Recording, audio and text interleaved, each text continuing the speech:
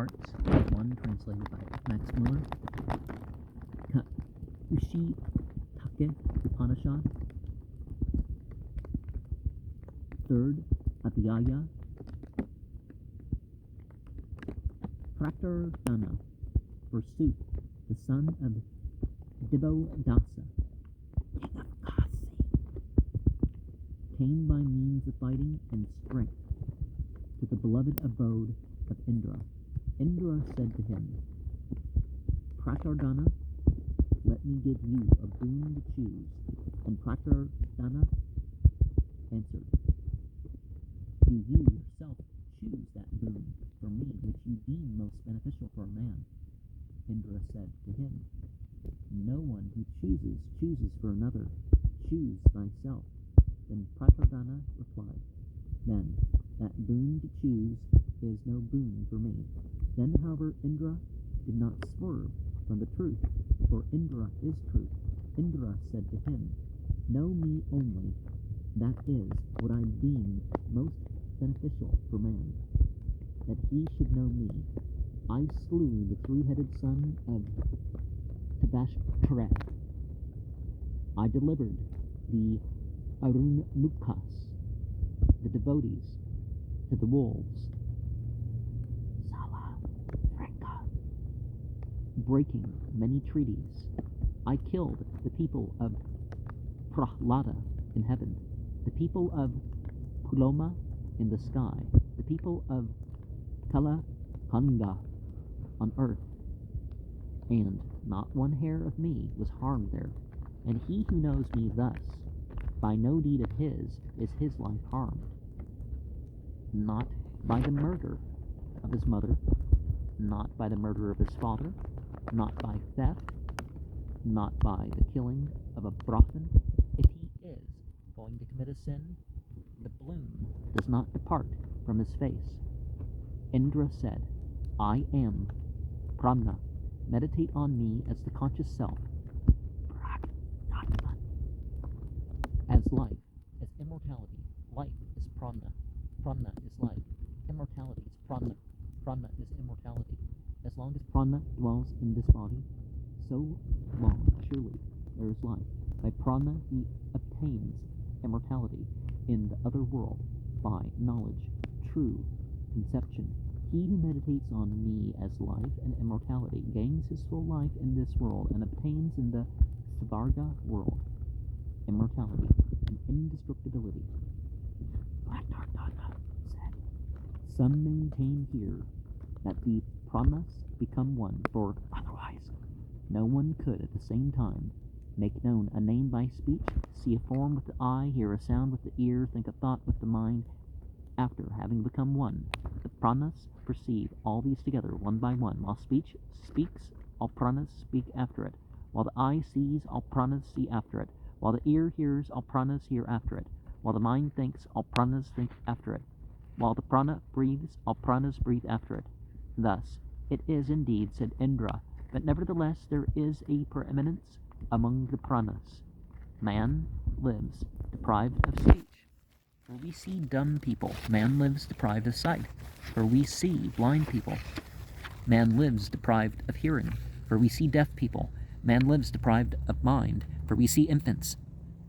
Man lives deprived of his arms, deprived of his legs, for we see it thus. But prana alone is the conscious self, Pragnatman, and having laid hold of this body, it makes it rise up. Therefore it is said, let man worship it alone as Uktha. What is prana? That is prajna, self-consciousness. What is prajna? Self-consciousness. That is prana. For together they are. Prajna and prana live in this body, and together they go out of it. Of that, this is the evidence. This is the understanding. When a man, being thus asleep, sees no dream whatever, he becomes one with that prana alone. That speech goes to him when he is absorbed in prana with all names, the eye with all forms, the ear with all sounds, the mind with all thoughts. And when he wakes, then, as from a burning fire, sparks proceed in all directions. Thus, from that self, the pranas, speech, and so on, proceed each towards its place. From the pranas, the entities, Agni, and so on.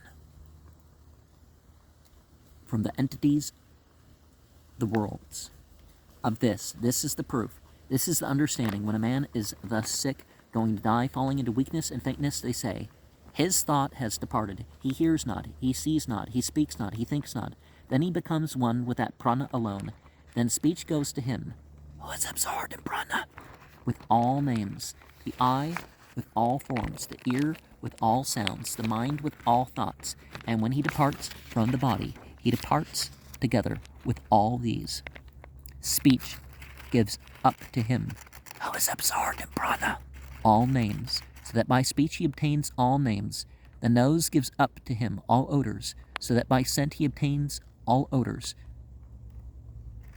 The eye gives up to him all forms, so that by the eye he obtains all forms. The ear gives up to him all sounds, so that by the ear he obtains all sounds. The mind gives up to him all thoughts, so that by the mind he obtains all thoughts. This is the complete absorption in prana. And what is prana? Is prajna, self-consciousness. What is prajna? Self-consciousness is prana. For together do these two live in the body, and together do they depart. Now we shall explain how all things become one in that prajna, self-consciousness. Speech is one portion taken out of prajna, self-conscious knowledge. The word is its object placed outside. The nose is one portion taken out of it.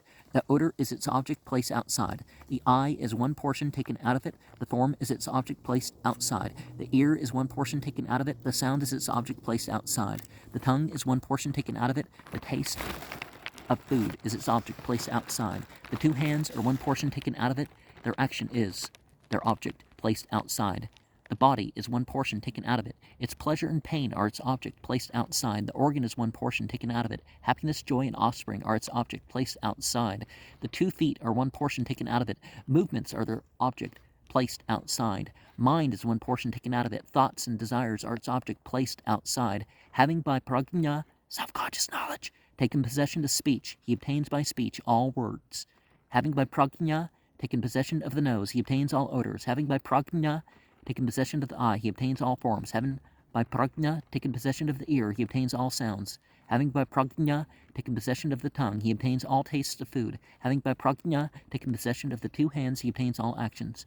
Having by prajna taken possession of the body, he obtains pleasure and pain. Having by prajna taken possession of the organ, he obtains happiness, joy, and offspring. That doesn't sound right.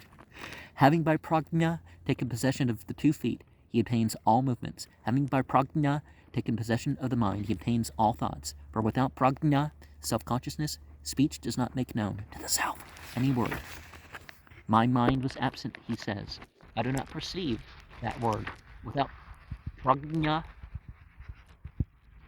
the nose does not make known any odor. My mind was absent, he says. I did not perceive that odor. Without prajna, the eye does not make known any form. My mind was absent, he says. I did not perceive that form. Without prajna, the ear does not make known any sound. My mind was absent, he says. I did not perceive that sound. Without prajna, the tongue does not make known any taste. My mind was absent, he says. I did not perceive that taste. Without prajna, the 2 hands do not make known any act. Our mind was absent, they said. We did not perceive any act. Without prajna, the body does not make known any pleasure or pain. My mind was absent, he says. I did not perceive that pleasure or pain. Without prajna, the organ does not make known happiness, joy, or offspring. My mind was absent, he says. I did not perceive that happiness, joy, or offspring. Without prajna, the 2 feet do not make known any movement. Our mind was absent, they say. We did not perceive that movement. Without prajna, no thought succeeds. Nothing can be known that is to be known. Let no man try to find out what speech is. Let him know that speaker. Let no man try to find out what odor is. Let him know him who smells. Let no man try to find out what form is. Let him know the seer. Let no man try to find out what sound is. Let him know the hearer. Let no man try to find out what the tastes of food are. Let him know the knower of tastes. Let no man try try to find out what action is, let him know the agent. Let no man try to find out what pleasure and pain are, let him know the knower of pleasure and pain. Let no man try to find out what happiness, joy, and offspring are, let him know the knower of happiness, joy, and offspring. Let no man try to find out what movement is, let him know the mover. Let no man try to find out what the mind is, let him know the thinker. These 10 objects, what is spoken, smelled, seen, and so on, have reference to prajna, self-consciousness. The 10 subjects, speech, the senses of mind, have reference to objects. If there were no objects, there would be no subjects. And if there were no subjects, there would be no objects. For on either side alone, nothing could be achieved. But that, the self of prajna, consciousness, and prana, life, is not many, but one. For as in a car, the circumference of a wheel is placed on the spokes, and the spokes on the nave. Thus are these objects, circumference, placed on the subjects, spokes, and the subjects on the prana. And that prana, breath, the living and breathing power, indeed is the self of prajna, self-conscious self, blessed, imperishable, immortal. He does not increase by a good action, nor decrease by a bad action, for he, the self of prana and prajna, makes him, whom he wishes to lead up from these worlds, do a good deed, and the same makes him whom he wishes to lead down from these worlds do a bad deed. And he is the guardian of the world. He is the king of the world. He is the Lord of the universe, and he is my Indra's self. Thus, let it be known, yea, thus let it be known. So again, sort of, you work your identity in with that. This has 8 verses, the last one had 15.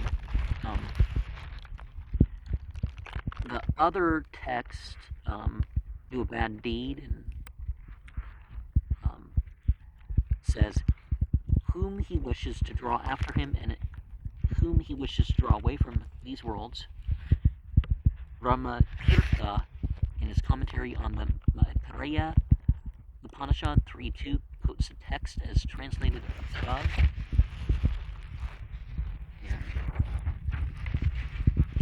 Okay, in verse 7, known any word, Professor Cowell has translated a passage from one of the commentators, which is interesting as showing that its author and the author of the Upanishad too had a clear conception of the correlative nature of knowledge.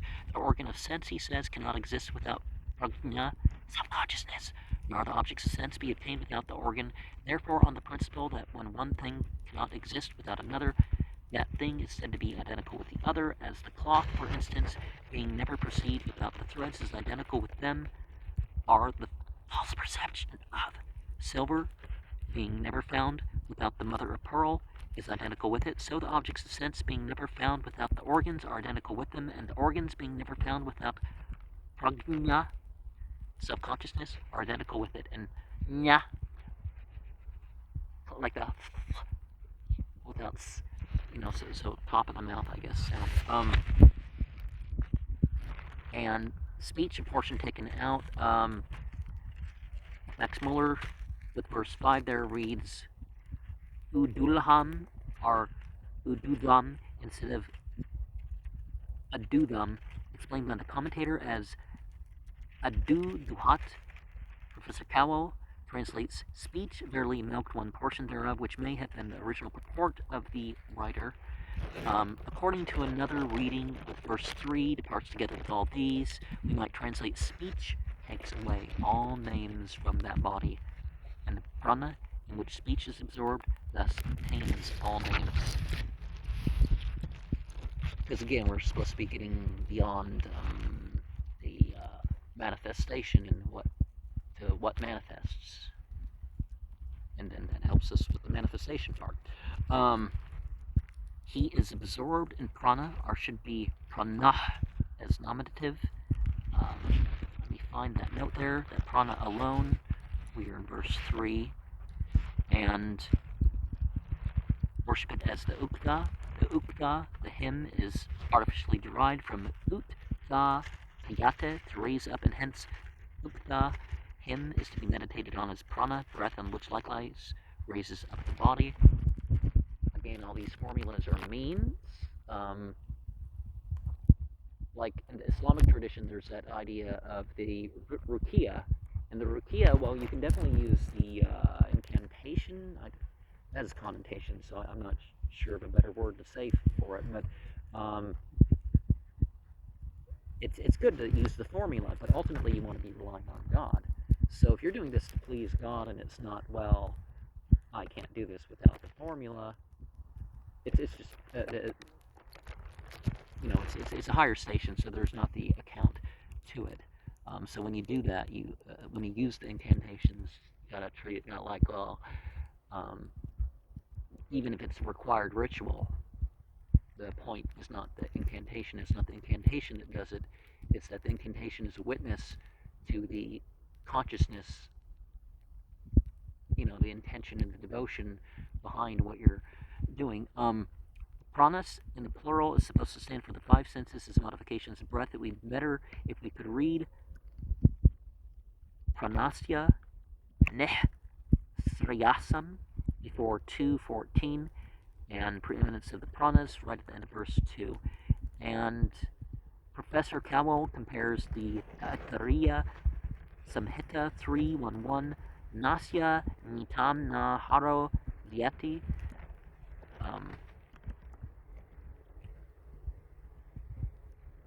The bloom does not appear from his face. So see, when you reach a certain state, even when you do something wrong, it's like, well, you've done something wrong, but it's not like you've lost, per se. Well, that's not quite it, but you know what I mean.